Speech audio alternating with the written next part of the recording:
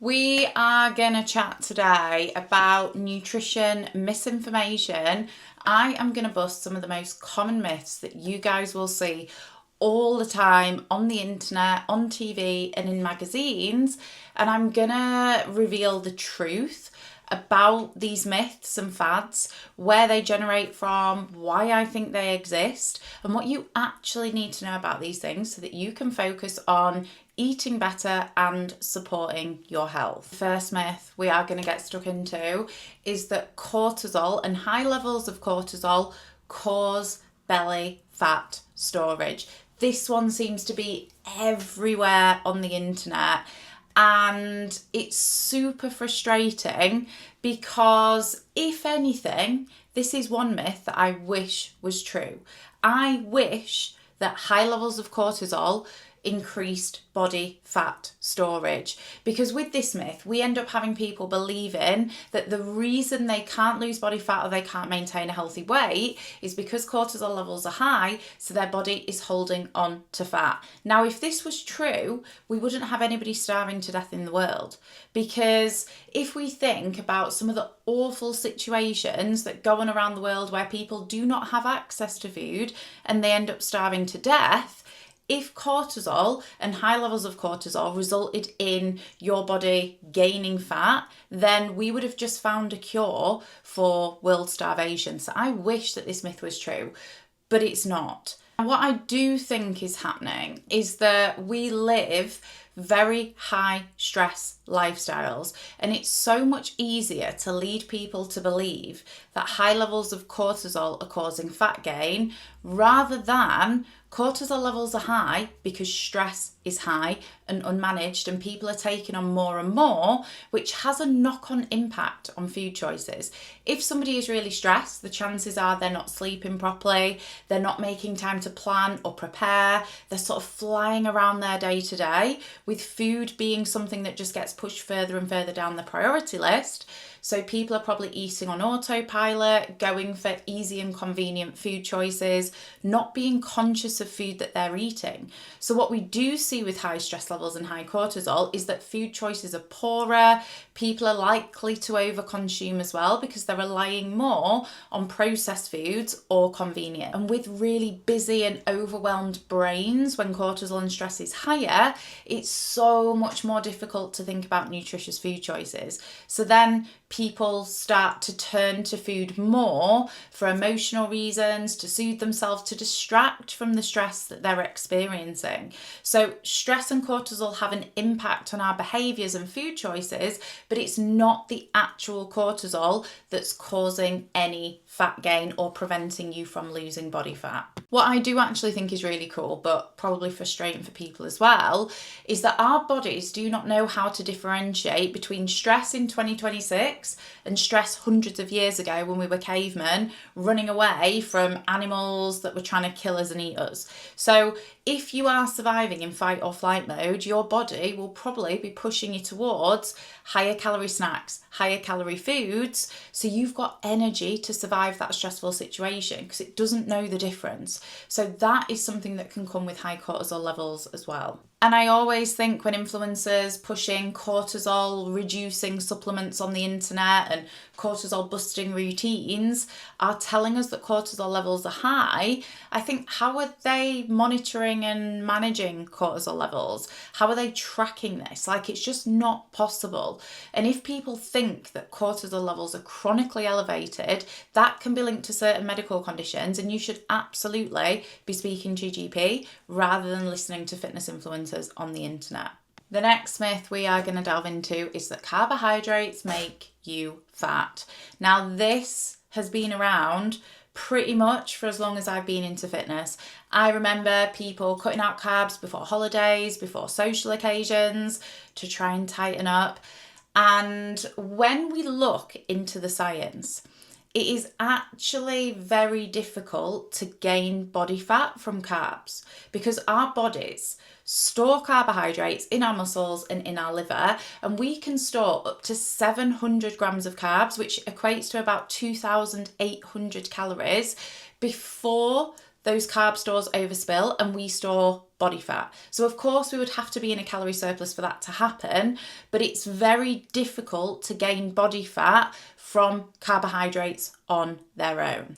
What we tend to see with carbs is that it's often the foods that carbohydrates come with that lead to somebody eating in an overall surplus. So it's when carbs are added to sugar and fats and ultra processed that people can end up over consuming those foods that will then likely lead to fat gain over time. Like, you know, toast with jam and butter. It's the overall calories, not that I'm demonizing toast or any food, but if somebody was to just eat the slice of bread, probably going to be fine, but it's what we add to carbohydrates. It's ultra processed foods that are carbs, sugar, fats combined that mean people are likely to eat more and then eat in an overall surplus and end up gaining body fat over time. It isn't actually the carbohydrates on their own that cause body fat storage. What we can see as well is if people are trying out different dieting protocols, dropping carbohydrates out of meals can then mean it's an easier way for somebody to achieve a calorie deficit. But actually, as far as enjoyment and food relationship and developing long-term healthy habits with portion sizes goes, it's not something I would recommend. The next myth we're going to delve into is that if you eat after 6 p.m, you are not going to use that food, so your body just automatically turns it into fat, which is completely incorrect. A meal eaten at 10 a.m. is the same for your body as a meal eaten at 10 p.m, as long as calories are matched overall.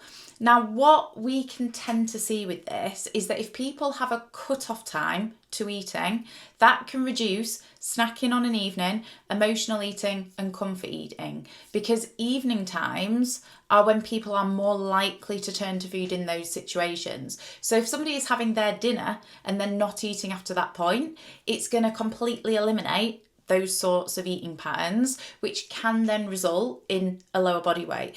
The best way to think of our bodies is that they are like a sponge, and your current body composition is an accumulation of everything that you've eaten and all the activity you've done over time, which is massively oversimplified, but our bodies don't burn through the food that we've just eaten. It's food that's been stored over a prolonged period of time that our body uses for all of its functions and all of our activity day to day, week to week. The next misconception we're going to delve into is that sugar is addictive. Now, this is quite a controversial topic, and it's really, really difficult because if somebody comes to me as a client and they tell me they're addicted to sugar, I don't want to devalidate their experience or how they feel. But the research that we have right now shows us that sugar is not addictive in the same way that drugs and alcohol and other substances are. Because we know with different types of addiction, so drugs and alcohol, if somebody is dependent on them, you can't just come off them without gradually tapering usage down. It would be dangerous because your body's become dependent on those things, where it is completely different with sugar. And what we do see is that the same parts of our brain light up around sugar and certain foods as the same parts of our brain that light up with alcohol, drugs, gambling, online shopping. But those same parts of our brain also light up when we see somebody we love, when we see cute animals, and if we're looking at a sunrise or a sunset. And as much as I would love to tell you that I am addicted to animals and a sunrise, I really don't think that that is the case. It is much easier to believe that sugar is addictive than to work on moderation. And this isn't me downplaying how difficult, tough and challenging finding moderation with food can be.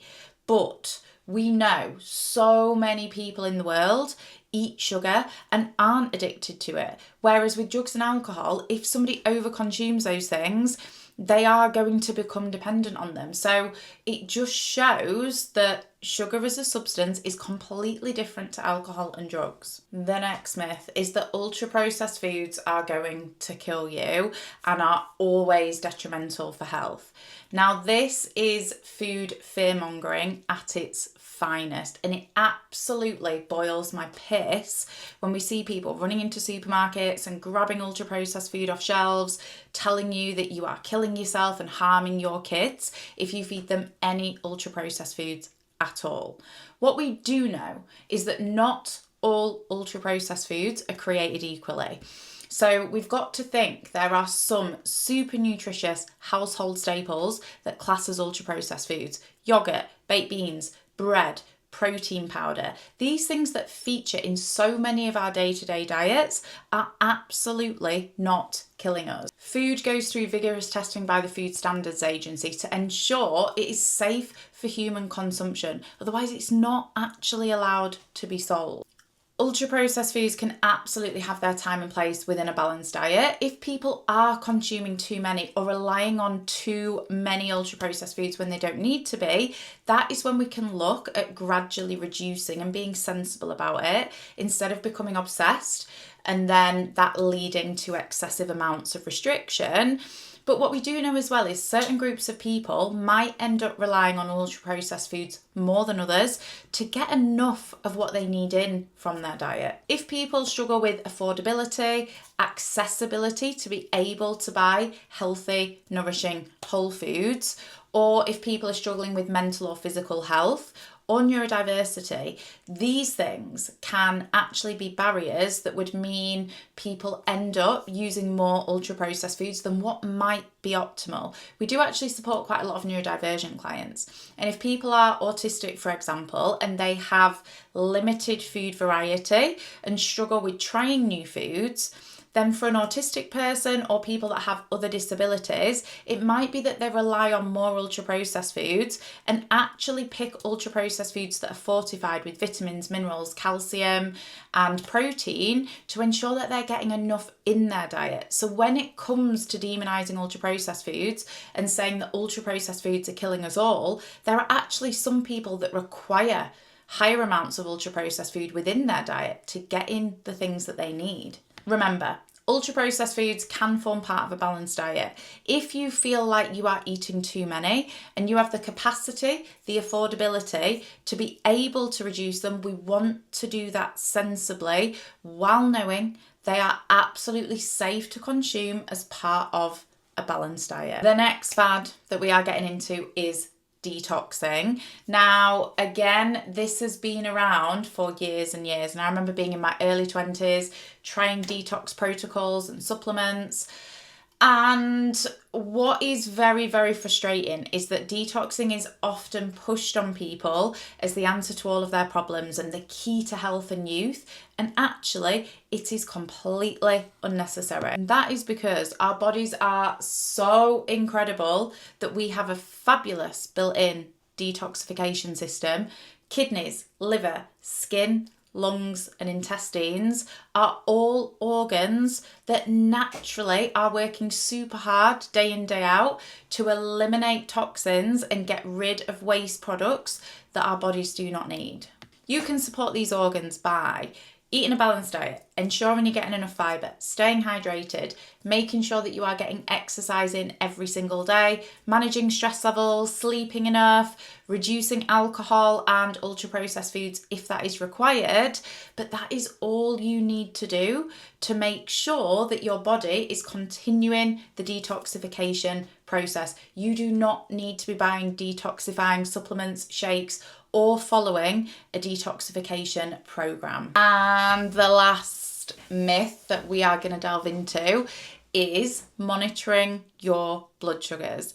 Now, this is one that has been around for the last few years, and so many people got swept up in the hype from the glucose goddess and the Zoe diet, where people are told that you need to monitor your blood sugars day to day to know how certain foods are impacting your blood sugar levels and to modify your diet according to what foods spike blood sugars too high. Recent studies that actually came out last year show us that we could eat the same food at the same time of day and have a completely different blood sugar reading because our blood sugars are impacted by so many different things that you could eat an apple at 9 a.m. one day and have a completely different response with your blood sugars than if you were to eat an apple at 9 a.m. the next day. So it's completely inaccurate to tell people that they need to be monitoring blood sugars and then modifying their diets based on those readings. Our blood sugars literally have to spike after eating because that is how our bodies release insulin, and then the food that we eat can be transported around our body to either be used or to be stored. And in fact, if our blood sugars didn't spike and insulin wasn't released, that is what happens when somebody is type 1 diabetic and they need to be monitoring and managing their blood sugars. But it's completely unnecessary for healthy people who are not diabetic to be worrying about their blood sugar levels at all. Again, monitoring blood sugars is just another fad that takes people further away from what they need to be focusing on and doesn't educate people on the fact that all of this stuff comes down to a healthy, balanced diet, eating foods in moderation, exercising regularly, and maintaining a healthy body weight. So many of these things are pushed on us as the answer to all of our problems. And actually, when we look at it, it's the basics of nutrition, the basics of movement, making sure you are being active day to day, you're not sitting down too long, you are resistance training and looking at progressively overloading, you are sleeping enough and managing stress levels. These are the things that work to support our health, but none of these things can be packaged up in a shiny red bow as the answer to all of your problems, because consistency over time with the basics is the most important thing that you can focus on for your health. And this is why we have developed a 6-week group coaching program all about the foundations of nutrition, exactly what you need to be eating, how to work out portion sizes, how to plan and stay organised with food. And we're also going to be covering things like ultra processed foods, more indulgent foods, and social eating, because this is where so many people struggle to manage those things alongside the basics of day-to-day nutrition. And actually, we know that ultra processed foods now form part of our day-to-day nutrition. So I will share the links for you to read more about our group coaching program in the description below, but hopefully this video has cleared up some myths, some confusion, and allowed you to realise that actually by simplifying stuff and going back to the basics, you will be able to get to where you want to be health and nutrition wise. Any questions, send them my way. Please check out the link below if you haven't already read about our incredible 6-week group program, and I will see you back here soon for another video.